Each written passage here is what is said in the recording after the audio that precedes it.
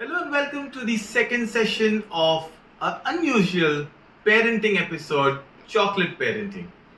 Today we're going to talk about may not be the most relishing and delicious and chocolatey, but definitely the most popular chocolate in the world, Kit Kat. The word Kit Kat originated from Japan, and it is no surprise because this chocolate, which says take a break, very Japanese concept, from taking the siestas to taking time off. Japanese believe what I believe as parenting.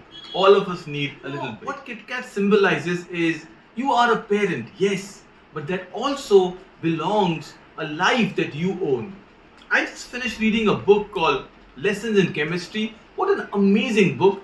Great, like a chemistry experiment. Amazing beginning, difficult middle, and a lovely end, like an iteration that you do. And the book said something so interesting, which says, "Hello, mothers. Take a moment to yourself." I think this episode of Chocolate Parenting is to all, not just the moms, but the dads also. You need a break to yourself. Go ahead, do something. Gardening, reading, blogging, writing, cooking, hiking.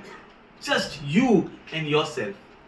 Your parent deserve a better version of you, a version that's less cranky, a version that's smiling, a version that's engaging and interactive. So what are you waiting for? My little lovely Kit Kat. And remember these lovely things, and when a Kit Kat opens up, oh my goodness, it says, take a break and enjoy your Kit Kat. Thank you.